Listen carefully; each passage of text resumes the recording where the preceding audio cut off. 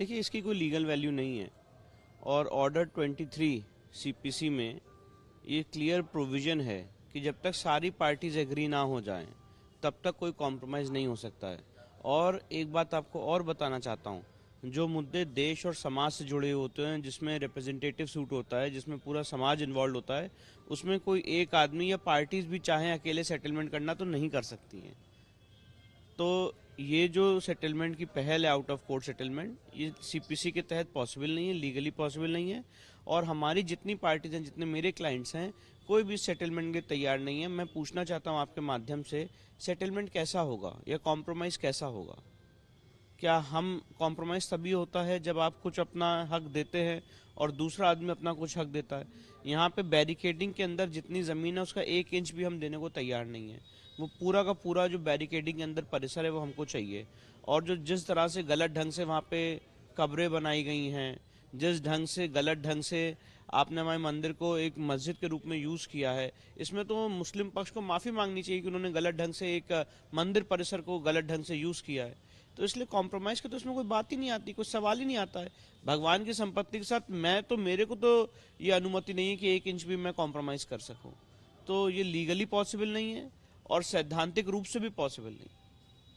राम मंदिर वाले मामले में भी आउट ऑफ कोर्ट सेटलमेंट की बात कई बार चली थी। जी सुप्रीम कोर्ट ने भी एक रूलिंग दिया था कि बात नहीं, सुप्रीम कोर्ट ने भी जब ये बात कही थी, उस समय भी मेरे सीनियर हरिशंकर जैन साहब ने सुप्रीम कोर्ट के पटल में भी ये बात रखी थी कि कॉम्प्रोमाइज़ नहीं हो सकता है।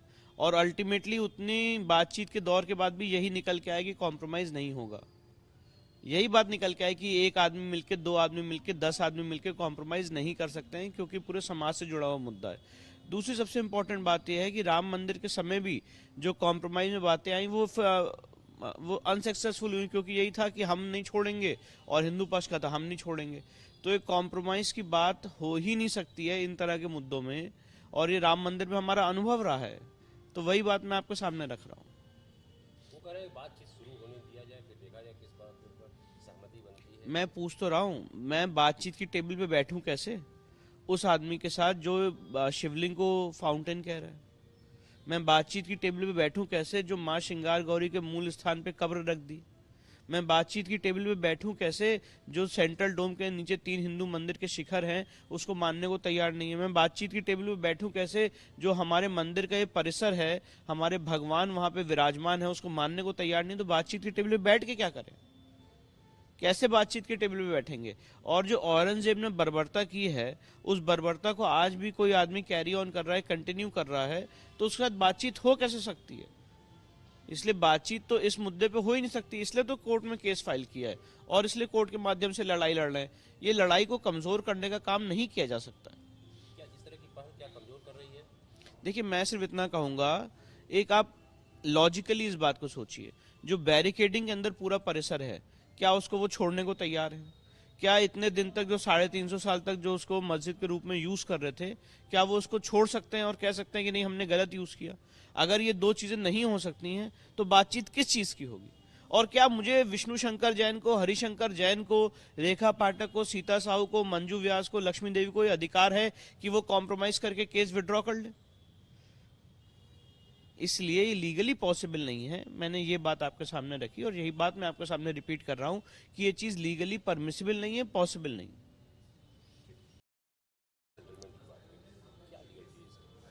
देखिए, इसकी कोई लीगल वैल्यू नहीं है और ऑर्डर 23 सीपीसी में ये क्लियर प्रोविज़न है कि जब तक सारी पार्टीज एग्री ना हो जाएं तब तक कोई कॉम्प्रोमाइज़ नहीं हो सकता है।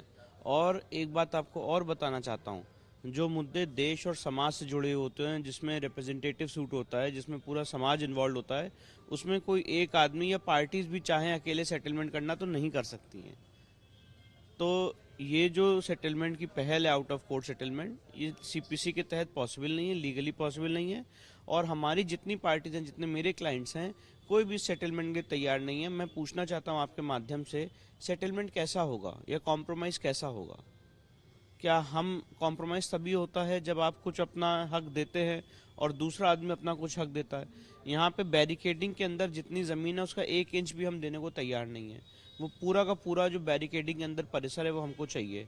और जो जिस तरह से गलत ढंग से वहाँ पे कब्रें बनाई गई हैं, जिस ढंग से, गलत ढंग से आपने हमारे मंदिर को एक मस्जिद के रूप में यूज किया है, इसमें तो मुस्लिम पक्ष को माफी मांगनी चाहिए कि उन्होंने गलत ढंग से एक मंदिर परिसर को गलत ढंग से यूज किया है। तो इसलिए कॉम्प्रोमाइज का तो इसमें कोई बात ही नहीं आती, कोई सवाल ही नहीं आता है। भगवान की संपत्ति के साथ मेरे को तो ये अनुमति नहीं है कि 1 इंच भी मैं कॉम्प्रोमाइज कर सकूं। तो ये लीगली पॉसिबल नहीं है और सैद्धांतिक रूप से भी पॉसिबल नहीं।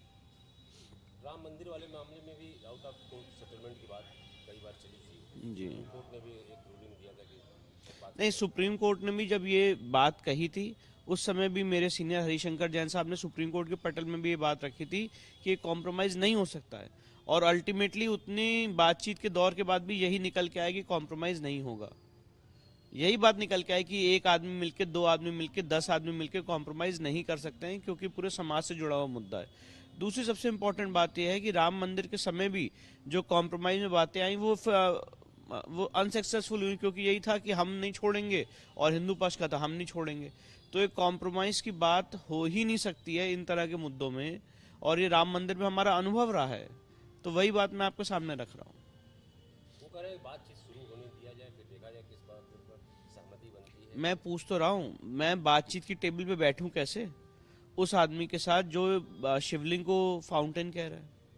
मैं बातचीत की टेबल पे बैठूं कैसे जो माँ श्रृंगार गौरी के मूल स्थान पे कब्र रख दी? मैं बातचीत की टेबल पे बैठूं कैसे जो सेंट्रल डोम के नीचे 3 हिंदू मंदिर के शिखर हैं उसको मानने को तैयार नहीं है? मैं बातचीत की टेबल पे बैठूं कैसे जो हमारे मंदिर का ये परिसर है, हमारे भगवान वहां पे विराजमान है, उसको मानने को तैयार नहीं? तो बातचीत की टेबल पे बैठ के क्या करें?